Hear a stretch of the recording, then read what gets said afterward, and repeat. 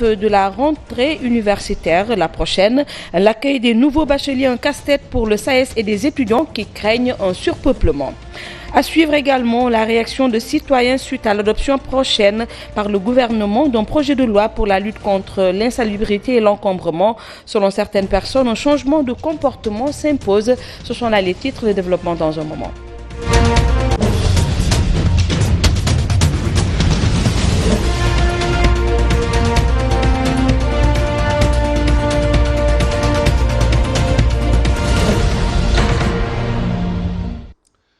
Merci de choisir la Sen TV pour vous informer. Evelyne Mondjouba, Sidina Fall, Bougazeli va passer ce soir sa première nuit à la prison de Rebeuss. Après 48 heures de garde à vue, il a été placé sous mandat de dépôt. L'ex-député mouillé dans une sombre affaire de trafic de faux billets est poursuivi pour association de malfaiteurs, contrefaçon de billets de banque et en cours légal, blanchiment de capitaux et corruption. Pour plus de détails, suivons les explications de son avocat, Maître El Hadji Diouf. Il a décerné un mandat de dépôt. Pour le moment, c'est ce qu'il faut retenir. C'est le début de la procédure d'instruction. À charge pour le juge d'approfondir, de mener une enquête pointue pour savoir si les faits visés existent. Parce que comme vous le savez, toute personne arrêtée est présumée innocente jusqu'à son jugement définitif. Le juge a retenu l'association de malfaiteurs, le trafic de faux billets. À l'instant, Maître El Hadji Diouf, l'avocat du député de l'ancien député Bougazeli. Le saviez-vous, à Sédhiou, on est en plein dans la campagne de récolte du chanvre indien. D'ailleurs, les saisies opérées par la brigade régionale des stupéfiants se multiplient. 53 kg de chanvre indien saisis tout récemment à hauteur du village de Kamoya sur l'axe Sédhiou-Marsassoum qui viennent s'ajouter aux 31 kg saisis il y a une semaine dans le village de Bani. Le Diassing et le Pakao sont devenus des zones de transit, nous dit Ibrahim Diallo, notre correspondant à Sédhiou. Encore une importante saisie de l'herbe prohibée qui intervient une semaine seulement après celle opérée à Bani par la brigade de gendarmerie de Sédhiou portant sur 31 kg. Cette fois-ci, c'est la brigade régionale des stupéfiants de Sédhiou qui a effectué une saisie de 53 kg de chanvre indien à hauteur du village de Kamoya sur l'axe Sédhiou-Marsassoum. Les faits se sont déroulés dans la nuit du mercredi au jeudi aux environs de 1h du matin, sommé de s'arrêter par les hommes de l'adjudant Diakhaté. Le trafiquant à bord d'une grosse moto cylindrée n'a pas voulu obtempérer. Alors s'en est suivi une course-poursuite sur 3 km à l'issue de laquelle course, le trafiquant s'est vu obligé d'abandonner sa moto et la marchandise prohibée soigneusement dissimulée dans des sacs et dans des sachets. Avec la campagne de récolte du chanvre indien qui a démarré, la brigade régionale des stupéfiants de Sédhiou de l'Office central pour la répression du trafic illicite des stupéfiants au a du pain sur la planche dans un département comme Sédhiou où le Diassing et le Pakao sont considérés comme des zones de transit des trafiquants en provenance de la Gambie pour rallier la Guinée-Bissau. Evelyne Mondjouba, le Sénégal et la République tchèque ont signé ce matin une convention de construction et de mise à niveau des aéroports de Matam et de Saint-Louis, des aéroports qui seront construits clé en main par la société Transton.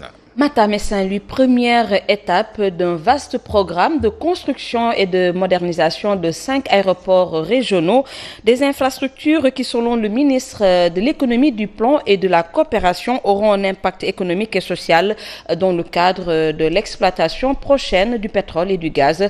Pour plus de détails, je vous propose de suivre le compte-rendu de Safiatou Banyaï.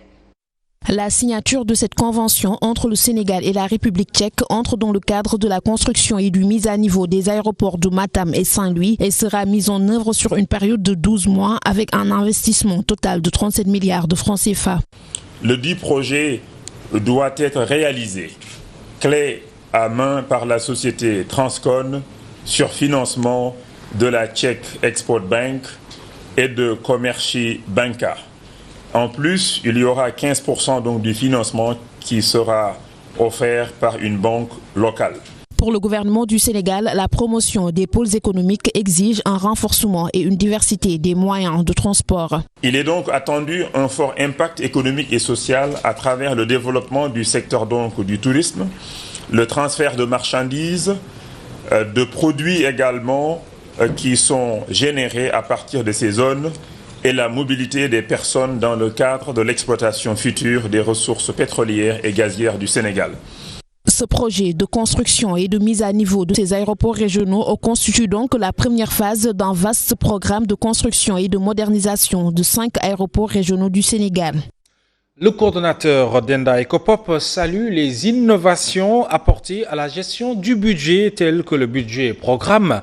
Cependant, Bachir Kanouté souhaite un renforcement financier des communes et la mise en œuvre de la fonction publique locale. C'était en marge de la deuxième journée du prix d'excellence du leadership local. Les nominés ont défilé devant le comité scientifique pour présenter leurs bonnes pratiques, production médiatique et projets de recherche.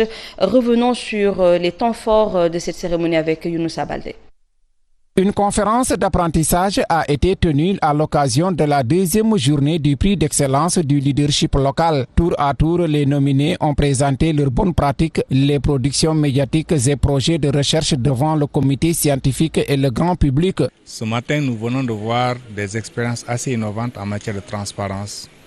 En d'autres termes, comment est-ce qu'on peut transformer nos institutions en briques de verre. Et on a vu des innovations assez intéressantes avec l'émergence surtout, et c'est ça qui est frappant, l'émergence d'espaces de dialogue et d'interpellation citoyenne où les autorités locales, au-delà de ce que les textes disent, créent des espaces où ils peuvent interagir avec les citoyens. Le coordonnateur général d'Enda Ecopop plaide pour le renforcement des collectivités territoriales en moyens financiers et la mise en œuvre de la fonction publique locale.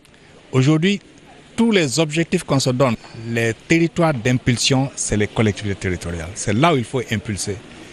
Il faut renforcer les collectivités, il faut leur donner les moyens financiers pour qu'ils puissent le faire. La mise en place de la fonction publique locale, elle est essentielle. Si nous voulons de la fonction publique locale, elle est essentielle pour que les collectivités puissent faire le travail. Le prix d'excellence du leadership local est une initiative d'approfondissement de la démocratie. Il récompense les meilleures pratiques et innovations dans la gouvernance locale.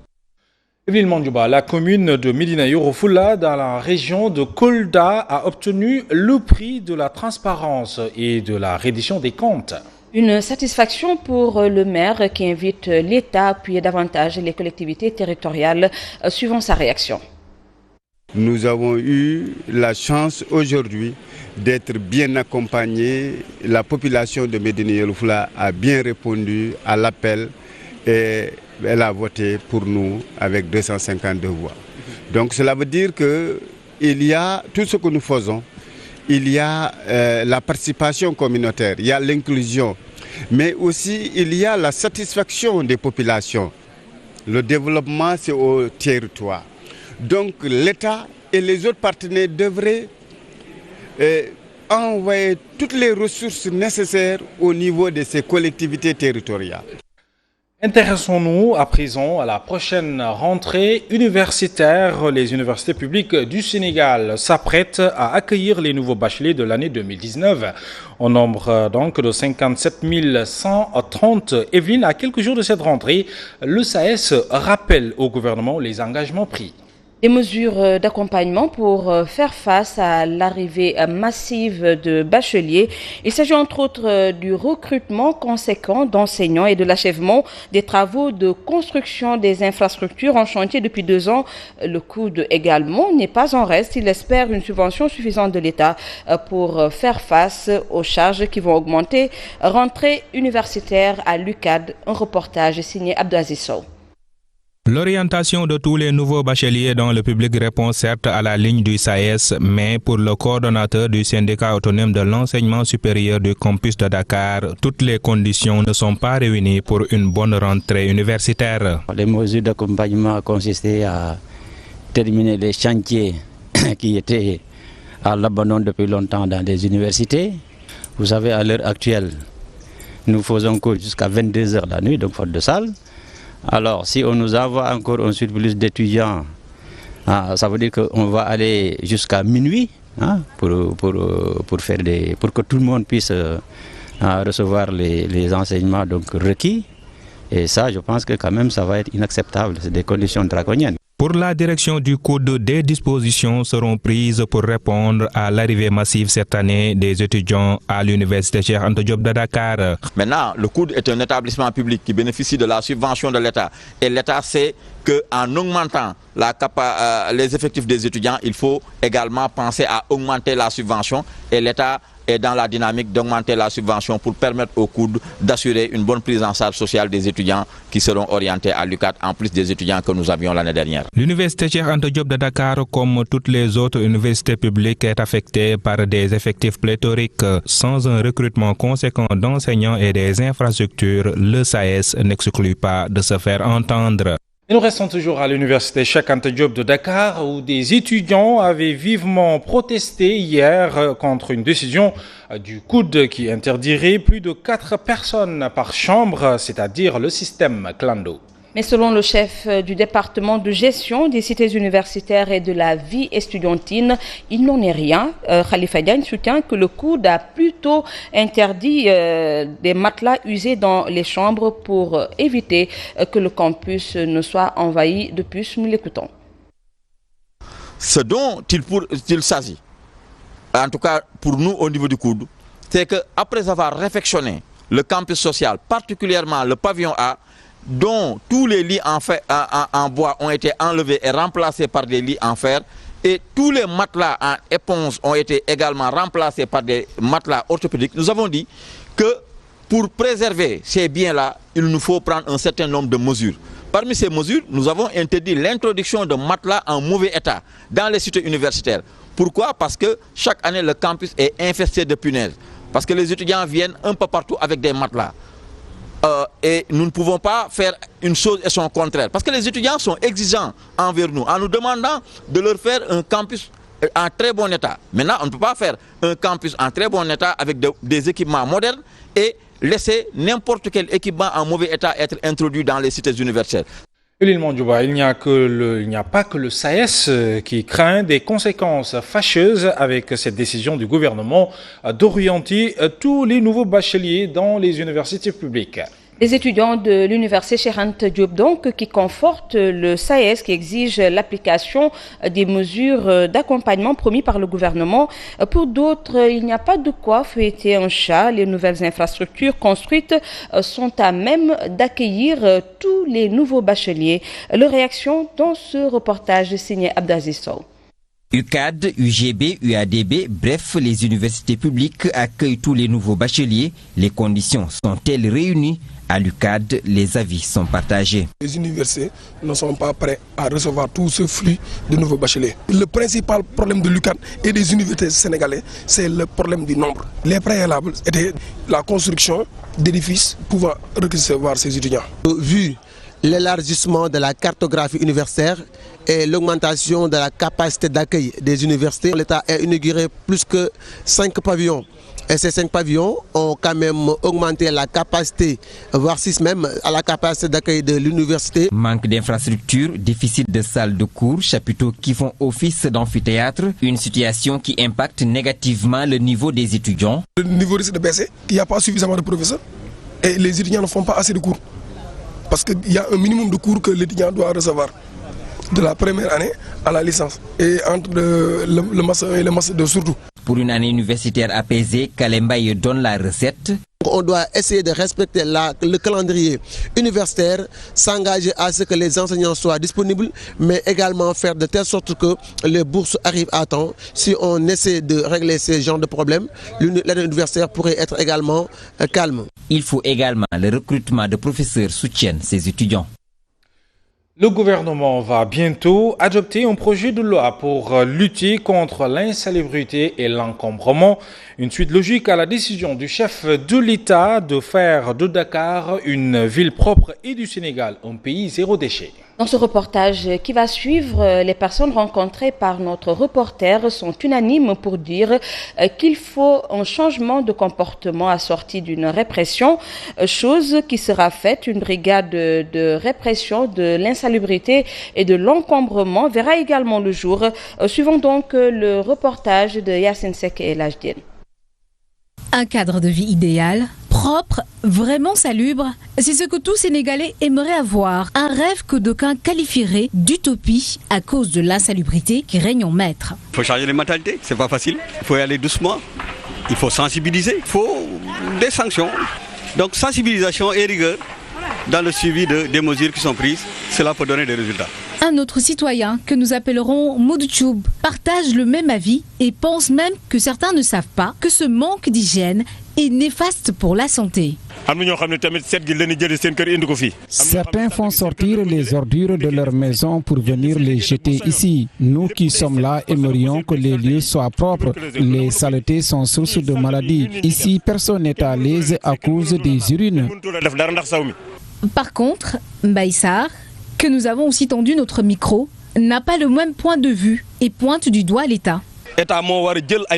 L'État doit prendre ses responsabilités. Les grèves des concessionnaires sont inadmissibles. L'État doit travailler avec de grandes entreprises pour régler la question.